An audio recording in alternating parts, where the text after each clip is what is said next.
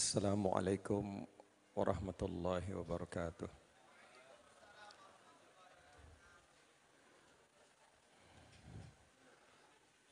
Alhamdulillahi wa kafa.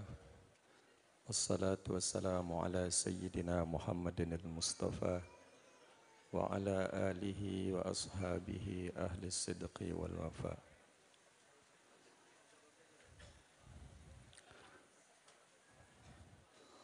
Faqad qala Allah ta'ala fi kitabihil aziz. Qul hal yastawi alladhina ya'lamuna walladhina la ya'lamun.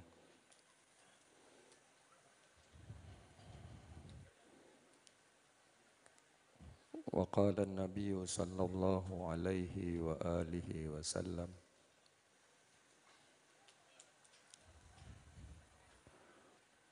la ayyahdiyallahu bika rajulan wahidan khairul laka min humrin na'am. Wa qala aidan khairun nasi anfa'uhum linnas.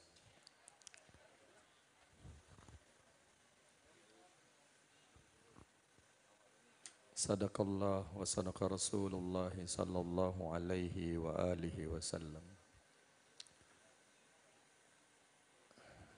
Yang sama-sama kita hormati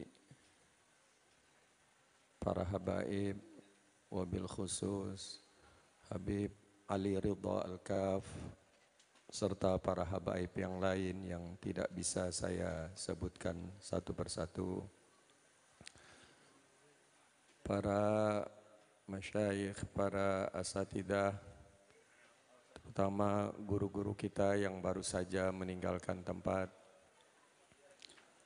Kiai Haji Saleh Rahmani, Kiai Haji Syarif Matnaji, Kiai Haji Haris Hakam, dan para masyayikh, para asatidah yang lain. Dan tak lupa tentu saja Tuan Guru kita Kiai Haji Fakhruddin bin Kiai Haji Muallim Syafi Hadami beserta keluarga besar beliau, bapak-bapak, ibu-ibu, saudara-saudari sekalian. Dalam waktu yang tidak terlalu lama, saya ingin mencoba mengajak para hadirin sekalian untuk mengenang kembali tentang kehidupan guru kita. Sebelumnya saya mohon maaf, saya terpaksa harus duduk karena ada yang perlu ditunjukkan ini. Jadi kalau saya berdiri saya repot nunjukinnya, ya. Jadi ada yang perlu ditunjukkan. Jadi mohon maaf pada bapak-bapak, ibu-ibu, saudara-saudara sekalian.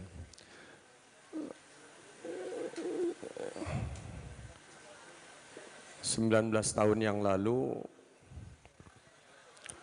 tepatnya atau 18 tahun setengah kalau hitungan Masehi, tepatnya 7 Mei 2006, kurang lebih pukul 8.20, kurang lebih, Tuan Guru kita Muallim Muhammad Syafi Hadami meninggalkan kita.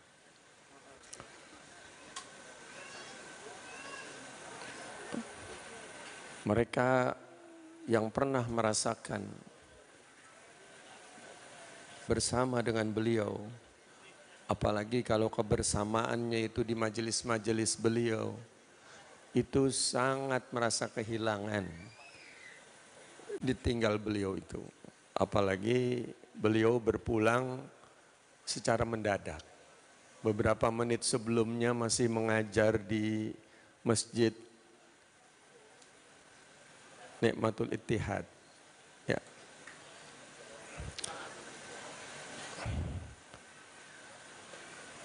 Jadi semua merasa terkejut, merasa kaget ditinggal beliau. Ribuan orang datang ke tempat beliau. Mungkin tidak banyak yang ingat kalau datangnya sebentar terus pulang. Pada waktu itu beliau, guru kita ini, wafat pukul 8.20 kurang lebih, ba'da zuhur sudah disolatkan. Dan solat jenazahnya itu dilakukan sampai 64 kali. 64 kali itu pun dihentikan. Catatannya saya pegang, itu ada sama saya. Catatan imam pertamanya siapa, kedua siapa, ketiga siapa saya masih pegang. Itu menunjukkan betapa luar biasa, betapa umat itu benar-benar kehilangan beliau. Jadi sangat-sangat banyak orang dari berbagai daerah yang merasa rugi, merasa tidak bisa kalau tidak hadir di dalam mensolatkan beliau itu. Nah, dalam kesempatan ini selama berapa menit saja, mungkin sekitar 10 menit gitu, saya ingin menyampaikan beberapa hal terkait dengan beliau ini. Bapak-bapak, ibu-ibu, saudara-saudari sekalian, orang yang mencermati kehidupan guru kita, Muallim Muhammad Syafi'i Hadami, itu akan, kalau yang cermat ya, yang cermat mengamatinya, itu akan bisa menyimpulkan bahwa setidak-tidaknya beliau punya kelebihan itu di dalam 5 aspek yang sulit ditandingi. Yang pertama adalah dalam penguasaan ilmu. Keluasan dan kedalaman ilmu beliau itu luar biasa. Ya. Sehingga Profesor Dr. Said Agil Al-Munawwar itu menyebut beliau sebagai seorang yang multidisipliner karena menguasai berbagai cabang keilmuan. Beliau seorang faqih, beliau seorang usuli, beliau seorang muhaddits, beliau seorang mufassir, beliau seorang lughawi, beliau seorang banyak yang julukan yang bisa disematkan kepada beliau itu. Itu yang pertama, penguasaan keilmuan. Yang kedua adalah masalah istiqomahnya. Beliau itu istiqomah di dalam belajar dan mengajar puluhan tahun. Beliau belajar 40 tahun tanpa henti. Dari usia 5 tahun kurang lebih, tahun 36, karena beliau lahir tahun 1931, sampai tahun 76, ketika Habib Ali bin Husain Al-Attas, Habib Ali Bungur, berpulang ke rahmatullah, baru beliau berhenti ngaji. Karena beliau tidak mendapati lagi harus belajar sama siapa. Bukan beliau tidak mau, bukan. Tapi beliau masih istifadah, masih mengambil manfaat, mengambil faedah dari para habaib, para kiai, baik yang ada di Jakarta maupun yang datang ke Jakarta. Jadi istiqomah itu dijalani dalam waktu yang sangat lama. Mengajarnya apalagi, sampai tadi saya katakan beberapa menit sebelum beliau berpulang, beliau masih mengajar. Kemudian yang ketiga, kelebihan beliau yang sulit ditandingi juga adalah masalah akhlak. Akhlak beliau itu luar biasa. Kita tak pernah mendengar beliau di depan umum menceritakan seseorang, orang lain tidak. Beliau bicara ilmu saja. Beliau tidak pernah mengomentari orang lain. Kecuali di dalam majelis yang terbatas dan ada kepentingannya. Itu terpaksa harus beliau sebut. Yang keempat adalah sikap ilmiah. Beliau punya sikap ilmiah yang juga sulit ditandingi. Meskipun beliau produk lokal dan tidak pernah belajar di lembaga formal, baik madrasah, baik pesantren, baik perguruan tinggi, apalagi ke Timur Tengah, semuanya itu tidak pernah beliau lalui, tetapi sikap ilmiah beliau itu luar biasa. Sikap ilmiah beliau itu luar biasa. Kalau saya contohkan kejadian-kejadian menunjukkan sikap ilmiah beliau, ini waktunya kan terlalu lama. Banyak sekali yang bisa saya tunjukkan itu sebenarnya tentang sikap ilmiah beliau ini. Keilmuan, penguasaan ilmu berbeda dengan sikap ilmiah. Banyak orang yang alim tetapi tidak punya sikap ilmiah. Misalnya apa? Misalnya tidak mau menerima pendapat orang lain. Tidak bisa berbeda pendapat. Tidak bisa menghargai pendapat orang. Beliau tidak. Sederhana saja contoh yang bisa diberikan. Beliau itu sama sekali tidak keberatan kalau murid-muridnya ngaji kepada yang lain.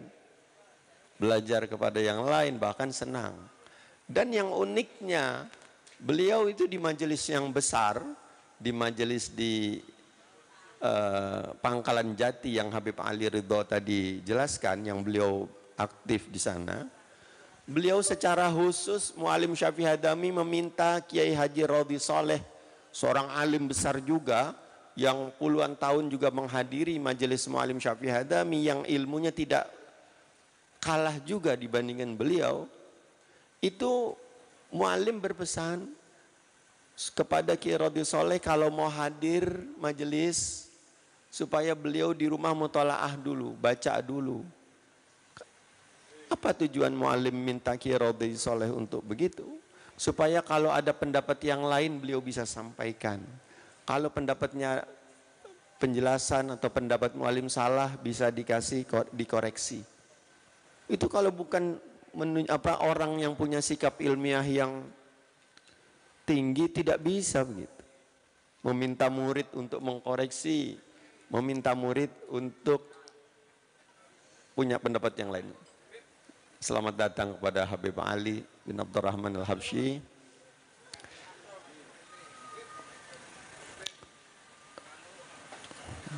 Saya lanjutkan. Jadi kalau bukan karena sikap ilmiah beliau, tidak mungkin beliau meminta salah seorang yang biasa hadir di situ dan memang sangat alim, Kiai Haji Rodhi Soleh, dan saya juga berguru juga sama Kiai Rodhi Soleh. Saya tahu kealiman beliau. Tidak mau orang begitu. Minta dikritisi oleh murid sengaja. Siapa orang yang mau begitu? Yang kelima, salah kelebihan beliau juga yang sulit diimbangi, beliau itu punya kemampuan komunikasi yang bagus. Maksudnya kemampuan komunikasi ini bukan beliau seorang orator, tidak. Guru kita, Muallim Syafi'i Hadami, bukan seorang orator. Tetapi ketika berbicara, beliau tuh runtun, tertib, rapi. Jadi kalau boleh dicoba ya. Jadi kalau antum dengarkan, lihat YouTube ceramah beliau, ketik ceramah beliau, tinggal tambahin koma sama titik saja orang paham itu. Karena demikian rapihnya itu beliau dalam memaparkan sesuatu. Tidak mudah orang begitu. Kalau pengen bukti, coba yang lain-lain ceramahnya antum ketik apa adanya yang lisan itu. Orang baca bingung. Ketika dengarkan secara lisan memang enak. Tetapi ketika ditulis jadi bahasa lisan tidak mudah difahami. Tetapi Muallim Syafi'i Hadami tidak pakai di konsep. Beliau memaparkan sesuatu dengan tertib, dengan rapi.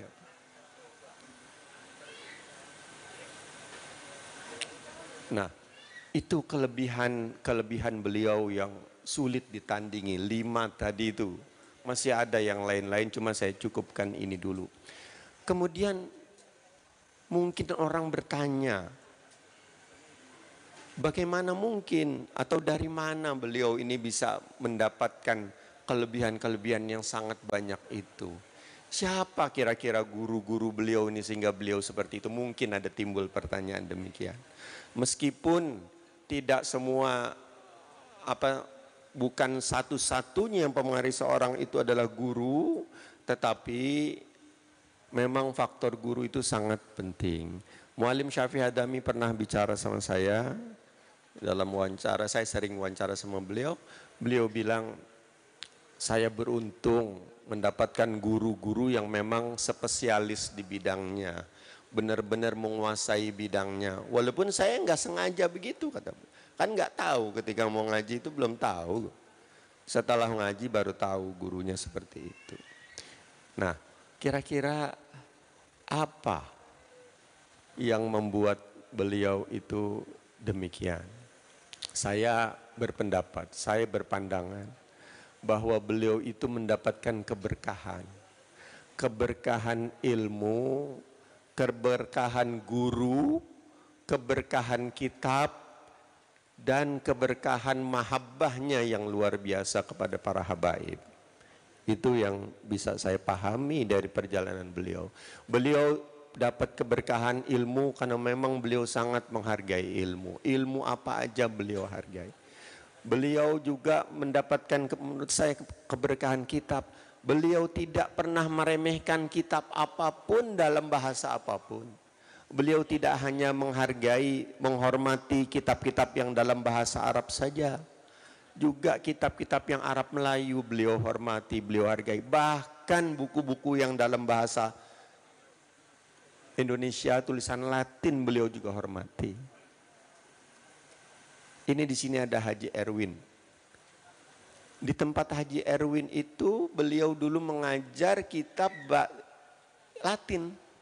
Muallim Syafi'i Hadami itu ngajar kitabnya itu tulisan Latin bahasa Indonesia. Siapa di antara kita yang mau ngajar menggunakan kitab Latin, buku Latin? Ntar dia bilang, ntar gue dibilang gak bisa baca kitab lagi. Yang baca Arab Melayu aja udah jarang. Ini sekarang buku Latin. Beliau bersedia juga mengajarnya. Karena Haji Erwin minta kebetulan kitab itu. Tuh. Jadi beliau mendapatkan keberkahan ilmu, keberkahan guru, keberkahan kitab, dan keberkahan mahabbahnya yang luar biasa kepada para habaib. Nah, saya ingin menunjukkan ini ya. Beliau itu kan punya ada sanatnya yang tersebar. Ya. Ini sanat yang kemudian yang saya susun setelah beliau tidak ada. Pada sanad yang sebelumnya memang yang tersebar itu ada yang kurang. Tetapi itu bukan kesalahan beliau, itu yang nulis. Terlupa. Nah, ini saya perbaiki tapi beberapa tahun setelah beliau tidak ada. Nah, yang menarik itu kan di sini ada guru-guru beliau cantumkan. Ini bukan hanya guru-guru beliau yang beliau mengaji kitab kepada mereka itu, tetapi juga guru-guru yang beliau mengambil ijazah saja, mendapat ijazah saja. Dan begitu rendah hatinya beliau, salah satunya yang beliau ambil ijazahnya, itu ada namanya Kiai Haji Muhammad Toha. Ini Kiai Haji Muhammad Toha ini beliau ambil sanatnya karena beliau Muallim Syafi'i Hadami ingin ada sanatnya yang nyambung kepada Syekh Muhammad Ahyad, ulama terkemuka dari Bogor, menantu dari Syekh Mukhtar Al-Tarid Natanegara. Beliau ngambil sanad dari Kiai Haji Muhammad Thoha melalui supaya sanadnya bersambung kepada Syekh Ahyad. Padahal Kiai Haji Muhammad Thoha ini biasa hadir di majelis Muallim Syafi'i Adami. Ya artinya murid beliau lah, tapi beliau tidak bilang begitu. Kiai Muhammad Thoha biasa hadir di majelis saya. Enggak bilang padahal dia murid ana gitu. Nah, murid-murid pun beliau enggak bilang murid, bilangnya kawan-kawan kita. Kalau kita punya murid, orang-orang yang terkemuka, malah kesempatan kita ngomong, wah dia tuh murid aneh tuh. Beliau tidak, ya. Jadi pada sanad ini kita bisa melihat bagaimana kerendahan hati beliau, ya.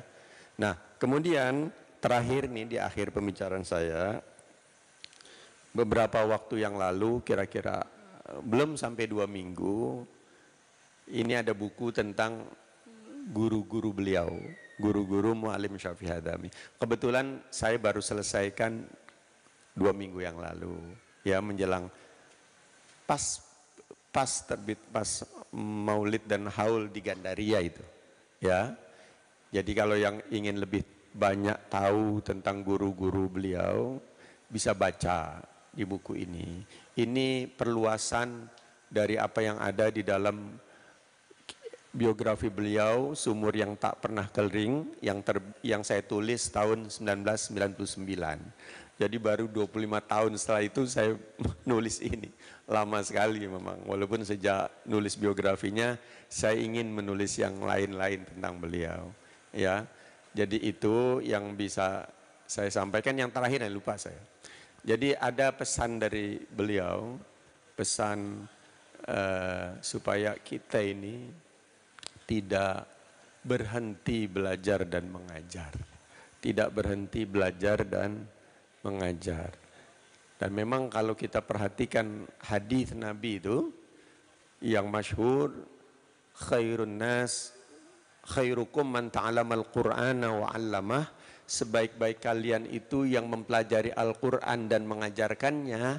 Itu sering kan dijadikan dalil, dijadikan bukti keistimewaan, keagungan, kemuliaan Al-Qur'an. Semua orang tahu. Tetapi ada yang tersirat dalam hadis itu, bahwa hadis itu memesankan kita untuk terus belajar dan mengajar kalau ingin menjadi orang yang terbaik.